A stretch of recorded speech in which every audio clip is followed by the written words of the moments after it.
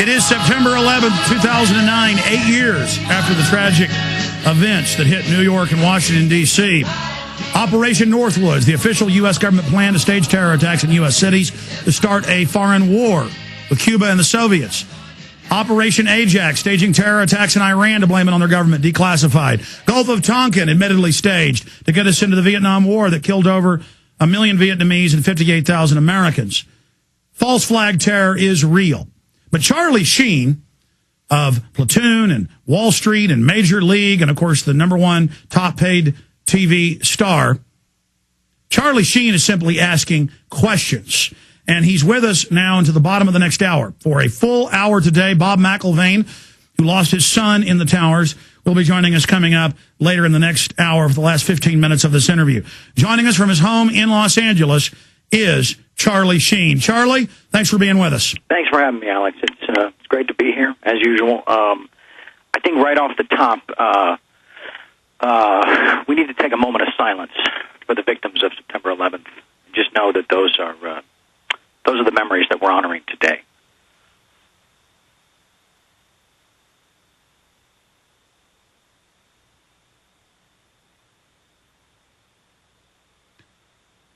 A lot of people lost their lives. A lot of people lost loved ones on that day, and it is important to remember them. And Charlie, political whores like Bill O'Reilly and Sean Hannity and others, their attack plan is to say that you're besmirching the memory of those that died. When I've interviewed Bill Doyle, the head of the biggest families group, saying the majority of them believe it's an inside job. He does. Bob McIlvaine, they've protested around the White House and Ground Zero. The media ignores them. Your letter and your request has been about having a meeting with the president and taking these victims' family members there to the White House. But the media is involved in this hoax, saying the families all buy the official story when 6 of the 10 commission members say it's a complete fraud. Yeah, no, well, I guess it's, this is indicative of the times that we live in. If people don't hear it on television, then it must not be true, which is a sad state of affairs. And, I think we should talk about the fact that I reached out to the White House, that I sent an email to Press Secretary Gibbs, and I got a call back from his deputy, Mr. Burton, and he said, out of respect to him, I don't believe in playing people's voice messages, airing them publicly, but he said that he would get back to me, but he doesn't feel that that this thing is going to happen, meaning my actual sit down with the president. And so I wrote them again. And I said, I asked if I could, as an ambassador to the families, meet with the president, with Bob McIlvaine in particular, representing their voice. And I haven't heard back yet, but I did in my email state that if the president denies this request, I would at the very least expect a letter with him detailing his decision to not do so. Charlie, I'm still waiting to hear, Alex. Still waiting to hear back. I understand they got their hands full. There's a lot of issues that they're tackling, but I don't really think that they're any more important than what we're trying to address here.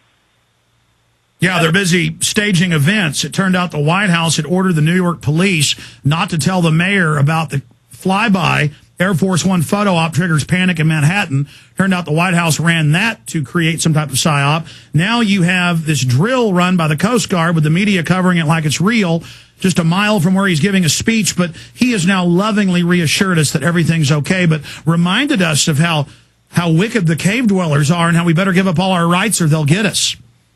Yeah, I know, because these guys in a cave in Afghanistan with a satellite phone can get NORAD to stand down. Wow.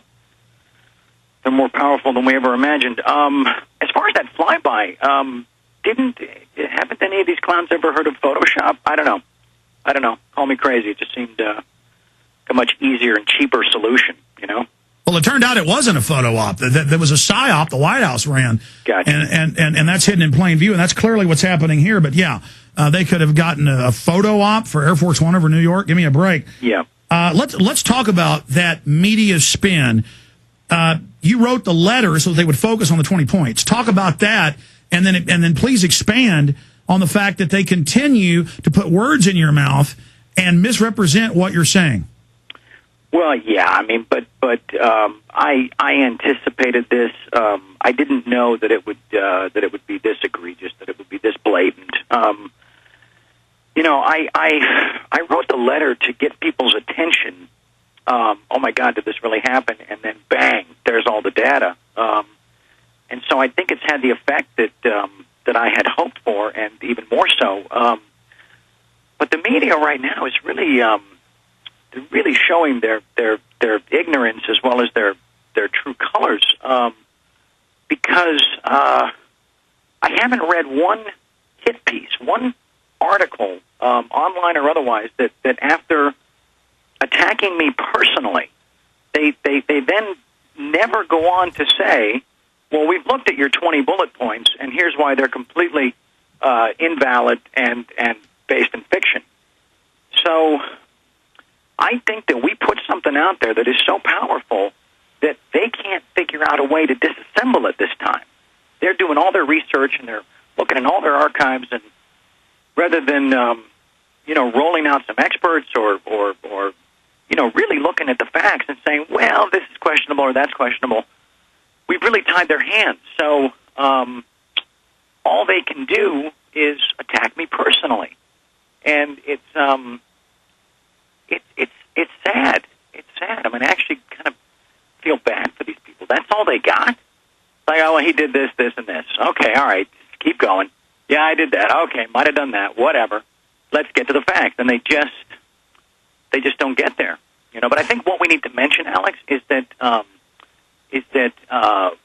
we need to really thank all the readers that have commented, that have really supported me in the comment sections on a lot of these articles, because they themselves point out that it is clearly obvious, Mr. or Mrs. whoever, that you did not read his piece. You did not address any of this. All you're doing is attacking him personally, and it's just so predictable and completely inane. Well, Charlie Sheen, TakeMilitary.com, dozens of comments. I only saw 2 that were against you, and they were mindless and sophomoric. The other comments, even though the story was a hit piece, said, look, his article does have a link to the Washington Post with 6 of the 10 commission members saying it's a cover-up, a lie. Yeah. There needs to be a criminal investigation of the Pentagon and the White House. And when I talked to you last night, you wanted to specifically get into that, and we will later. But first off, what about Cheney and the false flag stuff that came out from Cy Hirsch and even MSNBC? Tell folks about that. Well, I think people need to really, really look at the connection, look at the reality between the facts that this is the same man that concocted this outrageous plan, as reported by Seymour Hirsch, which is detailed in the letter, for a false flag stage provocation to bring us into the Iranian conflict. And so people really need to look at that, and really need to look at the outline of the measure of this insanity, and then also take note that this is the same guy who violated or usurped a 51-year standing protocol to seize shoot-down power from the generals at NORAD. So the guy that came up with the insane Strait of Hormuz plan is the guy on 9/11, the only guy in the known universe with shoot-down power. And nobody's talking about that. Everybody's talking about my past exploits, and so on and so forth. So well, I don't have any credibility. They're just jealous, as if the Pentagon boys don't have any exploits.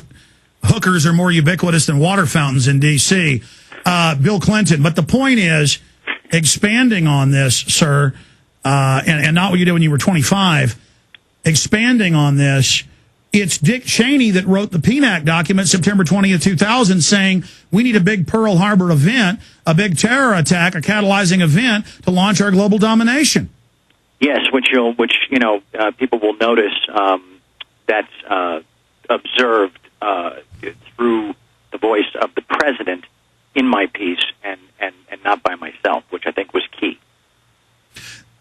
Tell folks why you had the idea. This was all your idea, and I think it was genius. Brilliant, as many have said, looking at the piece. Different literature sites, Hollywood sites, even some that disagree with you are looking at it and saying this is a really well-written 16-page script.